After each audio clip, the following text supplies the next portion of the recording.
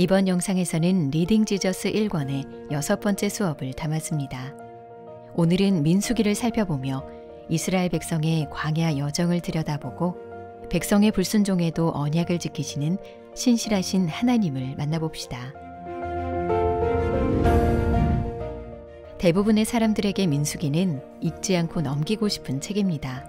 특히 숫자를 싫어하는 사람들은 더욱 그렇죠. 민수기는 끝없이 이어지는 인구조사에 대한 내용으로 시작하기 때문입니다. 제목에 걸맞게 이스라엘 백성의 수를 계수하는 것이 민수기에서 중요한 의미를 지니고 있습니다.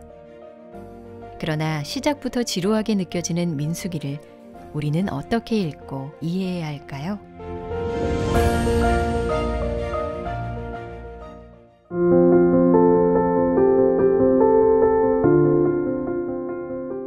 민수기의 히브리어 제목은 광야에서입니다. 이스라엘 백성이 시내산을 출발해 약속의 땅 바로 앞에 도착할 때까지 광야에서 겪은 여정을 담고 있지요. 이미 애굽을 탈출했으나 아직 약속의 땅에는 이르지 못한 그 사이의 삶을 보여줍니다. 좀 더 깊이 바라보면 민수기에는 두 세대 이야기가 나옵니다. 민수기 1장에서 25장은 애굽을 탈출한 첫 세대 이야기이고 민수기 26에서 36장은 두 번째 세대 이야기입니다. 첫 세대는 불신앙과 좌절, 죽음을 대표하는 세대입니다. 약속의 땅에 코앞까지 이르렀으나 불신앙으로 인해 약속의 땅에 들어가지 못합니다. 두 번째 세대는 소망과 생명을 상징하는 세대입니다. 첫 세대의 불순종에도 불구하고 자기 약속을 신실하게 지키시는 하나님께서 두 번째 세대들은 약속의 땅을 볼 것이라고 약속하셨습니다.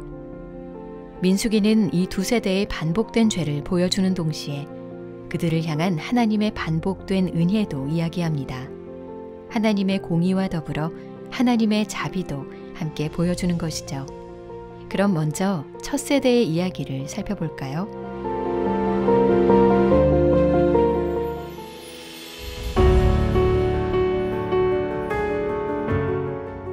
첫 세대는 노예로 있던 애굽에서부터 하나님이 행하신 일들을 모두 눈으로 보았습니다. 그러나 그들은 반복해서 하나님께 불평하고 하나님을 원망합니다. 민수기 11장에서는 먹을 것에 대해 불평하고 민수기 12장에서는 미리암과 아론이 모세의 리더십에 이의를 제기하며 불평합니다. 그들의 불평 중 최고는 약속의 땅 자체를 좋아하지 않았다는 것입니다. 12명의 정탐꾼이 약속의 땅을 정탐하고 돌아왔는데 의견이 갈립니다. 10명의 정탐꾼은 가나안 땅의 크기와 견고한 성벽 안에 강한 백성들을 보고 그 땅을 차지할 수 없다고 합니다. 여호수아와 갈렙은 크신 하나님을 바라보면서 하나님이 함께 하시면 불가능할 게 없다고 말합니다. 그러나 온 회중은 통곡하며 모세와 아론을 원망합니다. 우리가 애굽 땅에서 죽었거나 이 광야에서 죽었으면 좋았을 것을. 그리고 심지어 믿음으로 그들을 권면하는 여호수아와 갈렙을 돌로 치려고 하죠. 이스라엘 백성은 가나안 사람들을 두려워했습니다. 약속의 땅에서 살게 하겠다는 하나님의 약속을 믿기보다는 다수 의견을 따르기로 합니다. 그 결과 그들은 자신들이 불평했던 말 그대로 광야에서 죽음을 맞이합니다. 많은 사람이 여기까지의 이야기는 익숙하게 잘 알고 있습니다. 첫 세대가 하나님께 불순종하여 약속의 땅에 들어가지 못한 사실 말이죠. 그러나 이들에게 베푸신 하나님의 은혜는 잘 기억하지 못합니다. 하나님은 그들에게 첫 세대는 약속의 땅에 들어갈 수 없다고 말씀하셨지만 그들의 자손인 두 번째 세대는 약속의 땅에 들어갈 것이라고 말씀하셨습니다. 그리고 약속의 땅에서 행할 규례를 가르쳐 주셨습니다.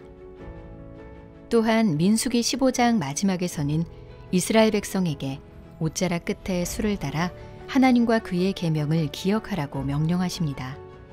불순종한 광야의 첫 세대에게도 여전히 하나님 백성의 정체성을 부여하시고 거룩하고 존귀하게 살도록 부름을 받았다는 사실을 기억하게 하신 것이죠.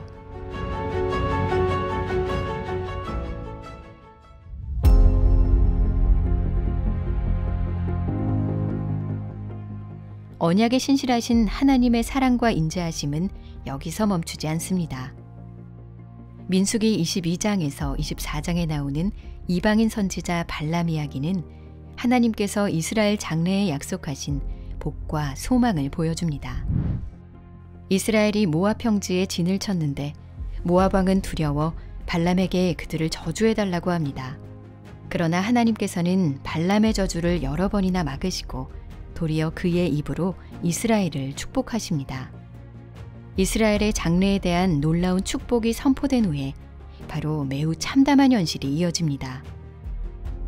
애굽을 탈출한 첫 세대 백성이 미디안 여인들과 음행하기 시작하면서 그들의 신인 바알브올에게 절하는 죄를 범한 것입니다. 하나님께서 발람에게 하지 못하게 하셨던 하나님 백성을 향한 저주가 이스라엘 백성이 스스로 자초하여 그들에게 임합니다.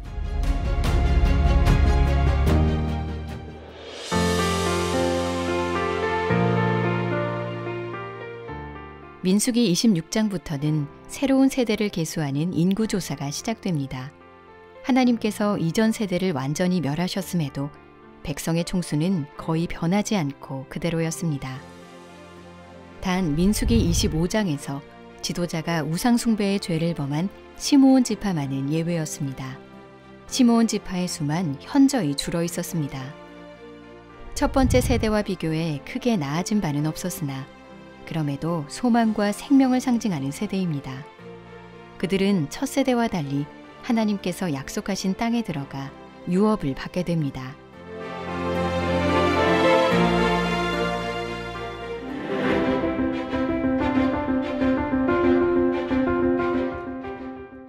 출애굽에서 약속의 땅에 이르기 전까지 이스라엘 백성은 그 사이의 시간을 살았습니다. 이스라엘 백성이 그랬듯 우리 역시 어떤 의미에서 그 사이의 시간을 살고 있습니다. 그리스도께서 십자가에서 이루신 출애굽과 약속의 땅에 들어가는 그 사이의 광야에 있습니다. 우리가 살면서 겪는 여러 시험은 광야에서 이스라엘 백성이 겪은 시험에 비교할 수 있습니다. 첫 세대가 그랬듯이 우리는 인생에서 겪는 여러 가지 시험 앞에서 하나님을 원망하며 불평할 수 있고, 두 번째 세대처럼 하나님이 주시는 힘으로 내일을 바라보며 살 수도 있습니다. 민수기를 통해 알 수 있는 것은 애굽 땅에서 나와 홍해를 건너는 것만으로는 충분하지 않다는 것입니다. 약속의 땅에 들어가 안식을 누리려면 오랜 인내가 필요합니다. 우리가 믿음으로 인내하기 위해 꼭 기억해야 할 것은 하나님께서 베풀어 주신 은혜를 기억하며 마음이 완고해지지 않도록 주의하고 죄에서 하나님께로 돌이킬 수 있는 마음을 갖는 것입니다.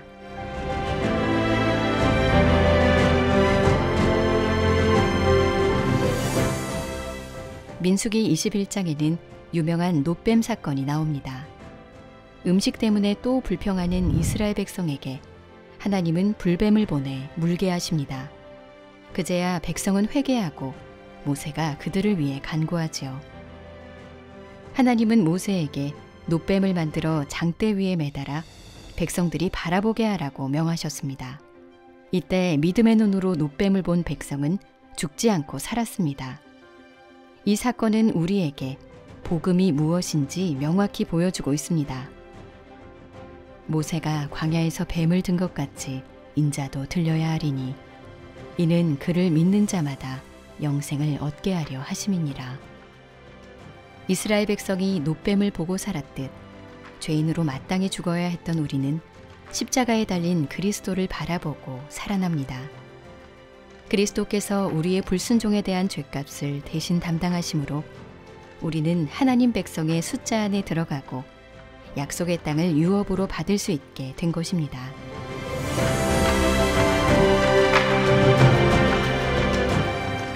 다음 영상에서는 리딩 지저스 1권의 7번째 수업으로 신명기를 통해 하나님이 주신 율법의 참 의미와 더 큰 은혜를 주시는 하나님의 언약의 구조를 살펴보겠습니다.